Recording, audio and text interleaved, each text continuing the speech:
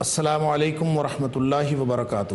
ناظرین کرام، میں ہوں ڈاکٹر محمد حماد لکھوی اور پروگرام ہے ہمارا زکوٰۃ کے احکام و مسائل۔ ناظرین کرام، آپ کو معلوم ہے کہ ہم اس پروگرام کے اندر رہنمائی حاصل کرتے ہیں مولانا حافظ صلاح الدین یوسف صاحب سے، جو معروف عالمی دینی شخصیت ہیں، مفسر قرآن ہیں، بہت سی کتابوں کے مصنف۔ ہماری خوش قسمتی کہ ہمارے پاس وہ تشریف لاتے ہیں اسٹوڈیو کے اندر اور ہمیں مختلف ہماری جو علمی اور عملی الجھنیں ہوتی ہیں اس کے بارے میں رہنمائی فرماتے ہیں۔ زکوٰۃ کے اہم مسائل کے حوالے سے گفتگو کا سلسلہ گزشتہ کئی پروگرامات سے جاری ہے، اور گزشتہ پروگرام میں ناظرین کرام آپ کو یاد ہوگا کہ ہم نے گفتگو کا آغاز کیا تھا ان اموال کی زکوٰۃ کے حوالے سے جو نوعیت کے اعتبار سے مختلف ہیں یا پھر ملکیت کے اعتبار سے مختلف ہیں۔ اسی پہ ہماری گفتگو جاری ہے، اور آج ایک دفعہ پھر ہمارے پاس تشریف فرما ہیں حافظ صلاح الدین یوسف صاحب۔ ہم ان سے گفتگو کا آغاز کرتے ہیں۔ حافظ صاحب، بہت شکریہ تشریف آوری کا۔ السلام علیکم ورحمۃ اللہ۔ وعلیکم السلام ورحمۃ اللہ۔ اللہ تعالیٰ آپ کو جزائے خیر دے، آپ ہمیشہ تشریف لاتے ہیں، ہم آپ سے بہت سیکھتے ہیں، اور یہ جو تعلیم و تعلم کا سلسلہ ہے یہ اللہ تعالیٰ اسی طرح جاری رکھے، آپ تشریف لاتے رہیں اور ہم آپ سے سیکھتے بس یہ سب اللہ تعالیٰ کی توفیق سے، اللہ کی توفیق سے۔ آپ صاحب، گزشتہ پروگرام میں شاید آپ کے ذہن میں ہوگا ہم بات کر رہے تھے مال تجارت کی زکوٰۃ کے حوالے سے، اور اس میں آپ نے ایک اصطلاح استعمال کی تھی مال مستفاد۔ یہ مال مستفاد کیا اصطلاح ہے اور یہ کہاں سے آئی ہے اور اس کا اطلاق کس چیز پر ہوتا ہے؟ رسول اللہ صلی اللہ علیہ وسلم کی ایک حدیث ہے، وہ اس اصطلاح کی بنیاد ہے، مال مستفاد کی۔ اچھا جی۔ اس حدیث میں الفاظ یہ ہیں، آپ نے فرمایا ہے من استفاد مالا فلا زکوٰۃ علیہ حتی یحول علیہ الحول۔ اچھا جی۔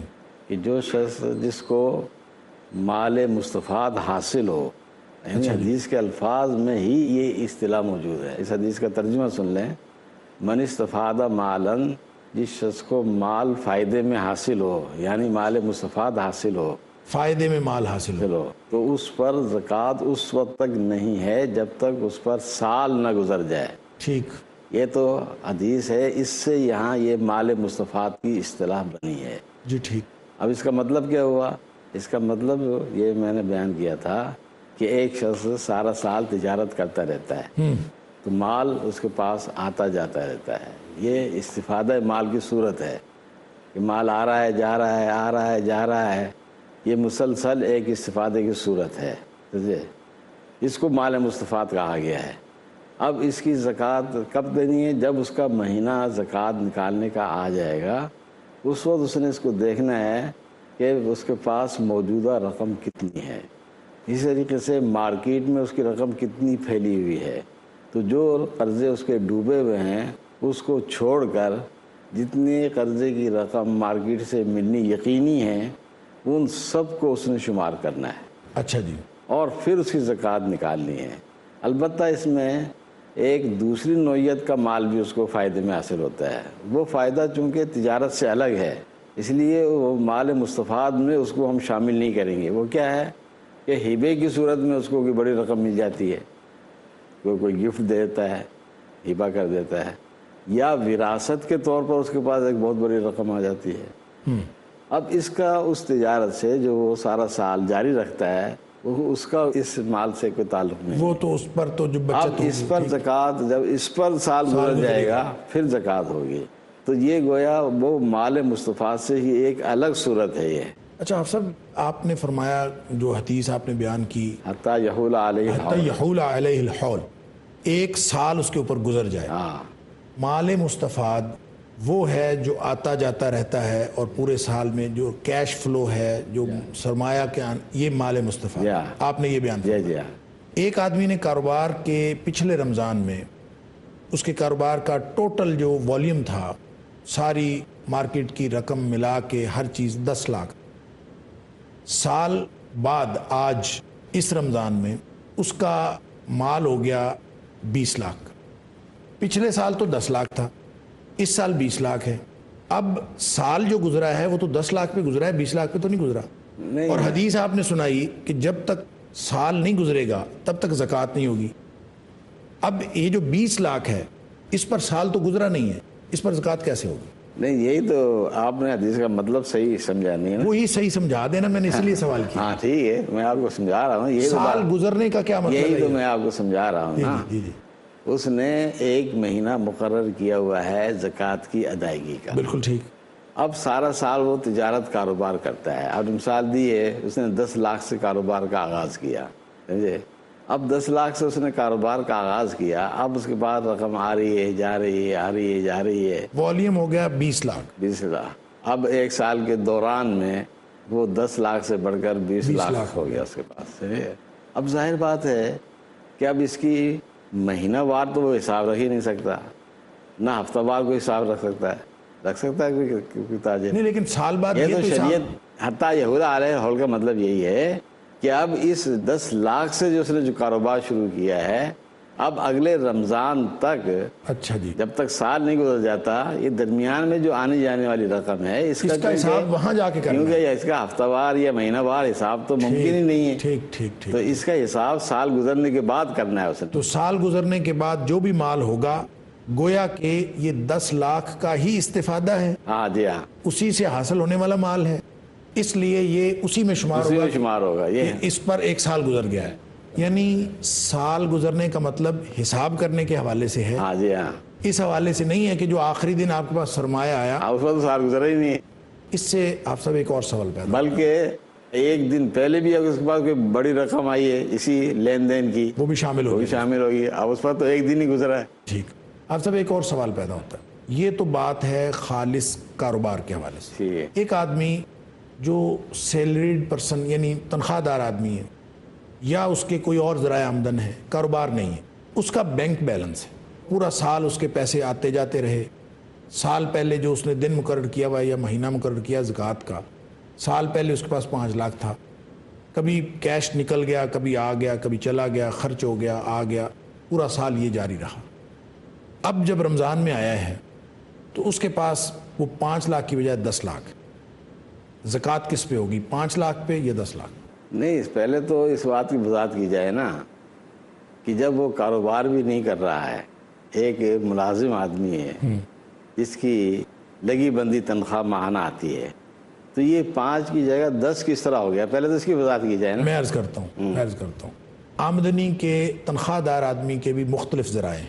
مثال کے طور پر وہ پیپر مارکنگ کرتا ہے، مثال کے طور پر وہ کوئی ایسی ایکسٹرا ڈیوٹی دیتا ہے جس سے اس کو پیسے آتے ہیں، یا اساتذہ جو ہیں یونیورسٹیوں کے، کالجز کے، اسکول ٹیچرز یہ ایکسٹرا ڈیوٹیز دیتے ہیں، امتحان لیتے ہیں، یا جو بھی اس کے ذریعے آمدن میں ایسی چیزیں شامل ہیں جو اس کی تنخواہ کے علاوہ بھی ہیں۔ ٹھیک ہے، کبھی اس کے اخراجات میں زیادتی ہو جاتی ہے، اضافہ ہو جاتا ہے، اس کے مال خرچ ہو جاتا ہے، بعض اوقات اس کا اکاؤنٹ بیلنس 0 بھی ہو جاتا ہے، بعض اوقات پھر پیسے آ جاتے ہیں، کبھی چلے جاتے ہیں، پورا سال یہ سلسلہ جاری رہتا ہے۔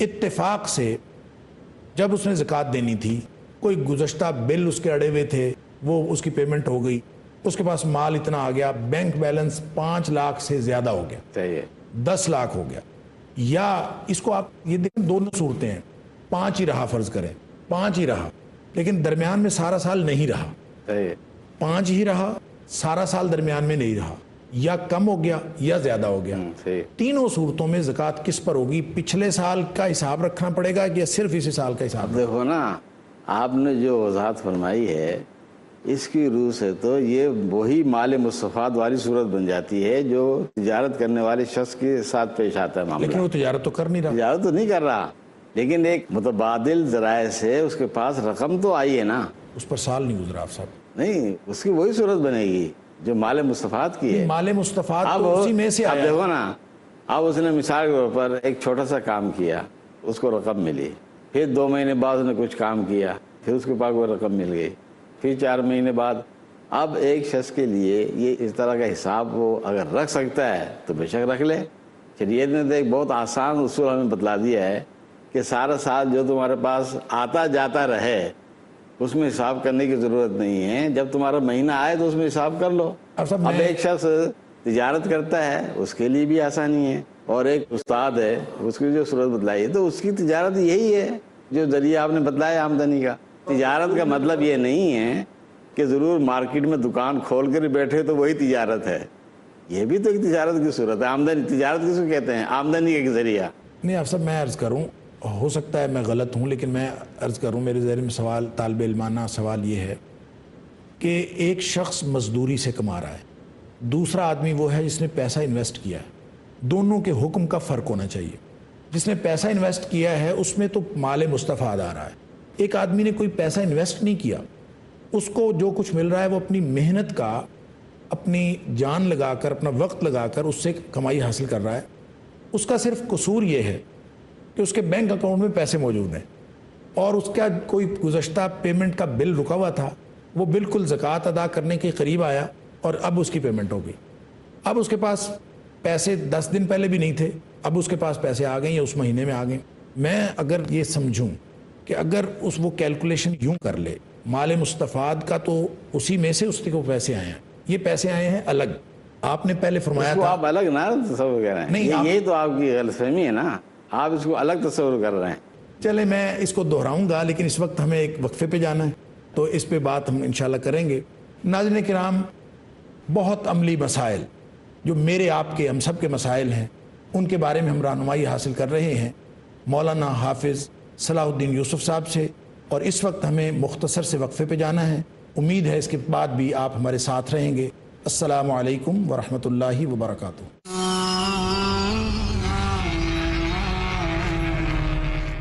السلام علیکم ورحمۃ اللہ وبرکاتہ۔ ناظرین کرام، گفتگو کا سلسلہ جاری ہے زکوٰۃ کے احکام و مسائل کے حوالے سے، اور وقفے کے بعد ایک دفعہ پھر خوش آمدید۔ تشریف فرما ہیں ہمارے اسٹوڈیو میں مولانا حافظ صلاح الدین یوسف صاحب۔ حافظ صاحب، میں وقفے سے پہلے میں نے ایک سوال آپ کے سامنے رکھا تھا اور میں اسی کو دہراتا ہوں، آپ ہماری رہنمائی فرما دیجئے تاکہ ہم گفتگو کو آگے بڑھا سکیں۔ وہ یہ تھا کہ اگر کوئی شخص جس نے مال انویسٹ نہیں کیا اور اس نے مال نہیں لگایا تجارت میں، تجارتی مال نہیں ہے، اس کے اکاؤنٹ بیلنس میں سارا سال رقم آتی جاتی رہتی ہے مختلف قسم کے ذریعے آمدنی سے، وہ اپنی زکوٰۃ کیسے کیلکولیٹ کرے گا؟ پچھلے سال فرض کریں اس کا بیلنس 5 لاکھ تھا، اس سال اس کا بیلنس کبھی 6 لاکھ ہو گیا، کبھی 4 لاکھ ہو گیا، تو اس کی کیلکولیشن کیسے ہوگی؟ آپ یہ تھوڑی سی رہنمائی فرما دیں تاکہ ہم بات کو آگے بڑھا سکیں۔ میرے خیال میں تو جس طرح کہ میں نے پہلے بھی عرض کیا ہے، یہ مال مستفاد سے کوئی مختلف صورت نظر نہیں آتی، جی، تو اس کا بھی وہی حکم ہوگا جو مال مستفاد کا بیان کیا گیا ہے، صحیح، کہ جب وہ زکوٰۃ کی ادائیگی کا مہینہ آئے گا، آخری اکاؤنٹ بیلنس اس دیکھیں، کو جو آخری جتنی رقم اس کے پاس ہوگی اس میں اس کو شمار کیا جائے گا۔ اس کی مثال آپ ایسے ہی سمجھے نا، کوئی پروفیسر ہے، اس کی محنت مزدوری وہی ہے جس کی آپ نے مثالیں دی ہیں، صحیح، تو اس کے مقابلے میں ایک مزدوری کرنے والا شخص ہے، اس کی آمدنی مزدوری کے ذریعے سے ہی ہے، وہ بھی کبھی کم ہو جاتی ہے، کبھی زیادہ ہو جاتی ہے، لیکن اس نے بھی تو آخر میں دیکھنا ہے نا۔ تو یہ پروفیسر حضرات یا اساتذہ حضرات کی بھی تو یہ بھی تو مزدوری ہے نا، وہ پیپر دیکھ کر جو رقمیں وصول کرتے ہیں، مزدوری ہے، یا پچھلے بل اگر اس کے ان کے رکے ہوئے ہیں وہ تو وصول ہو جا رہے ہیں، تو یہ سب مال مصطفیٰ سے مختلف تو نہیں ہو سکتے۔ یہ زیادہ یہ ہو سکتا ہے کہ اس کو آپ جس طرح ہبے کی صورت میں یا وراثت کی صورت میں ملنے والی رقم کو الگ شمار کرتے ہیں، زیادہ سے زیادہ سہولت یہ دی جا سکتی ہے کہ اس کو اس میں شمار کر کے آپ اس کو الگ تصور کر لیں۔ صحیح، لیکن میری رائے میں زیادہ صورت بہتر وہی ہے جو میں پہلے عرض کر کی ہے کہ یہ مال مستفاد میں ہی آنا چاہیے۔ اور اگر اس کو ہبے کی یا علاوہ ازیں کسی آمدن سے آئی ہوئی رقم کے اوپر قیاس کیا جائے تو پھر اس پر سال گزرنے کا حساب رکھا جائے گا۔ ہاں جی ہاں، اگر سال گزرے گا تو پھر اس کو زکوٰۃ ادا کرے۔ جزاکم اللہ خیر۔ اچھا آپ سب، مشترکہ کاروباری کمپنیاں یا حصص کی کمپنیاں جس میں بہت سارے لوگوں کا سرمایہ انویسٹ کیا ہوا ہوتا ہے، بانڈز فروخت کیے ہوئے ہیں، مختلف قسم کے جو طریقے ہیں لوگوں کا سرمایہ اکٹھا کر کے ایک مشترکہ کاروباری کمپنی بن گئی ہے، زکوٰۃ کیسے کیلکولیٹ ہو؟ مشترکہ کمپنیوں میں جو مختلف لوگوں کا سرمایہ لگا ہوتا ہے تو ظاہر بات ہے کہ ان کو ان کے حصوں کے تناسب سے ان کو ہر سال نفع تقسیم ہوتا ہے، تو وہ ان کی گویا آمدنی ہے، وہ شیئر سے آئے یا کسی کمپنی میں کاروبار میں لگا ہوا ہو یا اس نے شیئر خریدے ہوئے ہوں، تو یہ سب اس کی آمدنی کے ایک ذریعے ہیں یہ سارے. تو وہ جو آمدنی اس کو ہوگی نفع کی صورت میں، وہ اس کی جو دیگر آمدنی ہے اس کے ساتھ مل کر اس کو دیکھنا پڑے گا کہ اس کی زکوٰۃ اس پر عائد ہوتی ہے کہ نہیں ہوتی ہے. یعنی وہ کمپنی زکوٰۃ ادا نہیں کرے گی سب کی مشترکہ طور پر، اچھا جی، بلکہ اپنے اپنے طور پر جو جو حصے جن جن لوگوں کو اپنے اپنے سرمایہ کے حساب سے آئے گا، اچھا جی، ہر شخص اپنے اپنے طور پر زکوٰۃ ادا کرے گا. یعنی اس سب کی مشترکہ کمپنی زکوٰۃ ادا نہیں کرے گی، کمپنی زکوٰۃ ادا نہیں کرے گی، بلکہ شیئرز کی مالیت دیکھ کر ہر شخص اپنے طور پر وہ زکوٰۃ کیلکولیٹ کرے گا، چاہے اس کا سرمایہ کمپنی میں ہی پڑا ہوا ہے. ہاں جی ہاں، سرمایہ وہاں پڑا ہوا ہے لیکن بچت تو آخر اس کی ہے، لہٰذا انفرادی طور پر ہر شخص کیلکولیٹ کرے گا اور پھر اس کے بعد زکوٰۃ. اچھا، اس میں ایک اور بھی پہلو ہے، وہ شاید اس تک آپ کا ذہن نہیں گیا. ایک شخص کا 10 لاکھ روپے سرمایہ لگا ہوا ہے، اب اس کے نفع پر تو اس نے زکوٰۃ دینی ہے، لیکن یہ 10 لاکھ روپے پر بھی زکوٰۃ نکلے گی. یہ بھی تو بچت ہے، یہ بھی تو کاروبار ہے. بالکل ٹھیک. اس پر لوگوں کی توجہ عام طور پر جاتی بھی نہیں ہے. تو یہ 10 لاکھ روپے بھی تو اس کا محفوظ ہے نا سرمایہ وہاں، جس کی بنیاد پر اس کو مزید نفع مل رہا ہے. بالکل ٹھیک. تو ایک طرف سے تو وہ اس نفع کو اپنی آمدنی میں شامل کر کے دیکھے گا کہ اس کے پاس وہ خرچ ہو گیا ہے یا اتنی رقم بچ گئی ہے جس پر زکوٰۃ عائد ہوتی ہے، اس میں سے زکوٰۃ نکالے گا. اسی طریقے سے اس کا تو 10 لاکھ یا 20 لاکھ یا جتنے بھی اس میں رقم محفوظ ہے وہاں لگی ہوئی، اس کی الگ وہ زکوٰۃ دینی پڑے گی اس کو. صحیح. اس کا مطلب یہ ہے کہ اگر کوئی کسی کاروباری کمپنی کی بجائے کسی کاروباری شخصیت کو بھی کچھ پیسے دے دیتا ہے کہ میرے انویسٹ کر لو، اور وہ انویسٹ کرنے کے بعد کچھ نہ کچھ اس کو ذریعہ آمدن اس کا بن جاتا ہے، سالانہ اس کو کچھ نہ کچھ دے دیتا ہے، تو اس میں سے بھی اس کو زکوٰۃ دینی پڑے گی کیونکہ وہ بھی اس کی بچت ہے، اس کا لگا ہوا سرمایہ ہے، اس میں سے بھی زکوٰۃ دی. یعنی یہ بھی مال تجارت کے حکم میں، مال تجارت کے. اچھا آپ صاحب، رکاز کسے کہتے ہیں؟ رکاز اصل میں کہتے ہیں کوئی دفینہ کسی کو مل جائے. اچھا جی. یعنی کسی شخص نے کوئی خزانہ زمین میں دفن کر دیا تھا اور کسی اور کو مل گیا اتفاق سے، اس کو رکاز کہا جاتا ہے. اچھا جی. وفی الرکاز الخمس. اچھا جی. کہ رکاز میں خمس ہے، یعنی جتنا بھی وہ خزانہ ملا ہے اس کو دفن شدہ، اس میں سے وہ 5واں حصہ، یعنی زکوٰۃ تو ہے نا 2.5%، اس میں وہ 5واں حصہ نکالے گا، 20%. ہاں، وہ 5واں حصہ نکالے گا اور وہ 5واں حصہ اس کے مصارف وہی ہوں گے جو زکوٰۃ کے ہیں. ہاں، وہ ظاہر بات ہے، وہ زکوٰۃ کے مصارف ہی ہیں. یہ زکوٰۃ ہی ہے، زکوٰۃ کی حیثیت ہے. اچھا، اس کا مطلب یہ ہوا کہ وہ جب اس کو ملے گا وہاں سال گزرنے کا حساب نہیں رکھا جائے گا، ملتے ہی فوری طور پر کیلکولیٹ کر کے اس میں سے خمس دے دے گا. اچھا، ویسے یہ جو دفینہ ہے اس کا حکم کیا ہے؟ کسی شخص کو یہ اسٹیٹ کی ملکیت ہوتا ہے یا جس کو ملے اس کی ملکیت ہوتا ہے؟ پہلے تو جس کو ملتا تھا نا اس کی ملکیت ہوتا تھا. پہلے سے مراد پہلے زمانہ، یعنی یہ جو آپ کہہ رہے کی حکومتیں نہیں بنی تھیں، اچھا، اس دور میں تو یہی ہوتا تھا. نبی پاک صلی اللہ علیہ وسلم کے دور میں اس کی کیا حیثیت تھی؟ اس دور میں بھی غالباً اس کی انفرادی حیثیت ہی سمجھی گئی ہے. اچھا جی. تو اب تو چونکہ حکومتیں دعوے دار بن جاتی ہیں، کسی کو انفرادی طور پر اس پر قبضہ نہیں کرنے دیتی. تو شرعی طور پر یہ جائز ہے کہ حکومتیں اس کو قبضے میں لے لیں؟ اب یہ تو علماء کو اس پر احتیاط کرنا پڑے گا، یعنی قبضے میں لے سکتی ہیں یا نہیں لے سکتی. لیکن اس وقت صورتحال یہ ہے کہ دفینہ جو ہے وہ ملتا ہے تو حکومت، اگر حکومت کے علم میں آ جائے اچھا تو وہ حکومت تو نہیں چھوڑتی. نہیں، کسی انفرادی شخص کو دفینہ ملا ہے تو اس کی ذمہ داری ہے شرعی طور پر. آپ سمجھتے ہیں کہ اس کی ذمہ داری ہے حکومت کو انفارم کرے کہ یہ مجھے ملا ہے، یا وہ خمس دے کے ادا کر لے اور اس کی ذمہ داری ادا ہو گئی، خمس ادا ہو گیا اور باقی وہ اس کے اپنے زیر استعمال لا سکتا ہے؟ ہاں، اگر اس ملک کا کوئی ایسا قانون نہیں ہے تو وہ اپنے طور پر اس طرح کر سکتا ہے. اور اگر ملک کا قانون ہے تو اس کو ملکی قانون فالو کرنا پڑے گا. اگرچہ شرعی طور پر اس کے پاس جواز موجود ہے لیکن ملکی قانون کی اس کو پابندی کرنی پڑے. جزاکم اللہ خیر. اچھا آپ سب یہ فرمائیں کہ یہ جو مال تجارت کے حوالے سے ہم بات کر رہے تھے اور مختلف قسم کے اموال کی زکوٰۃ، ان سب کے مصارف ایک ہی ہیں؟ یعنی زکوٰۃ چاہے مال تجارت کی ہو، زکوٰۃ چاہے کرنسی کی ہو، زکوٰۃ چاہے مال مویشی کی ہو، سب کے مصارف ایک ہی ہیں؟ ہاں مصارف تو ایک ہی ہیں. انما الصدقات للفقراء یعنی والمساکین والعاملین، یہ جو وہ جو 8 سورہ توبہ کی آیت اس کے لیے اللہ تعالیٰ نے صدقات کا لفظ استعمال کیا ہے.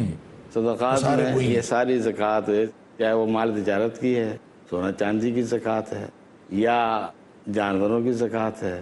میں یہاں پہ اصل میں پوچھنا یہ چاہ رہا ہوں کہ سونا، چاندی، مویشی، بھیڑ بکریاں، اونٹ، گائے، یہ سب کا نصاب الگ الگ ہے؟ ہاں الگ الگ ہے. اچھا اس کو کیسے کیلکولیٹ کریں گے؟ کیا نصاب مثلا کیسے؟ حدیث میں بیان کیا گیا ہے کہ اتنے اونٹ ہوں تو اس میں اتنی زکوٰۃ ہے. اچھا جی. اتنی گائیں ہو تو فلاں زکوٰۃ ہے، اتنی بکریاں ہو تو اس میں اتنی زکوٰۃ ہے. یہ اس کی تفصیل حدیث میں موجود ہے. اچھا. اب چونکہ یہ ہمارے شہری مسائل نہیں ہیں اس لیے ہمیں اس میں تفصیلات اور ہر ایک کو درپیش بھی نہیں ہوتی، جانے کی ضرورت نہیں ہے. لیکن یہ ہے کہ اگر کسی کو مسئلہ درپیش ہو، مسائل ہیں وہ اس پر انشاءاللہ گفتگو کریں گے. جی ٹھیک ہے. 4 قسم کے اموال ہیں جن پر شریعت کی طرف سے زکوٰۃ عائد ہے. اچھا جی.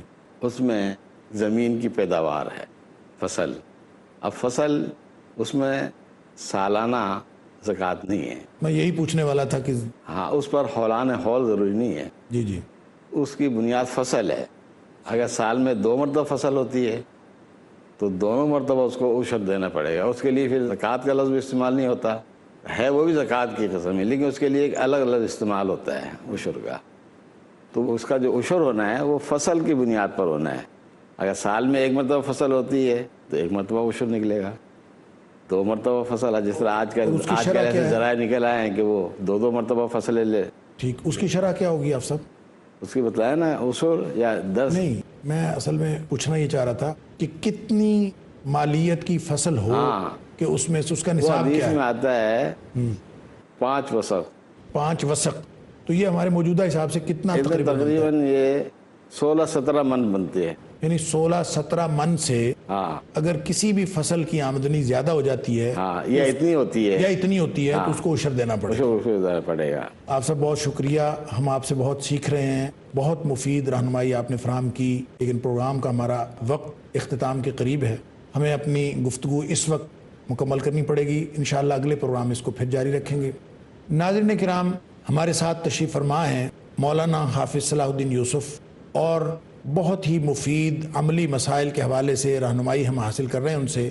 لیکن یہاں پروگرام کا وقت ختم ہوا چاہتا ہے. انشاءاللہ حاضر ہوں گے اگلے پروگرام میں انہی مسائل کے نئے پہلوؤں کو سامنے رکھتے ہوئے مزید رہنمائی حاصل کرنے کی کوشش کریں گے حافظ صلاح الدین یوسف صاحب سے.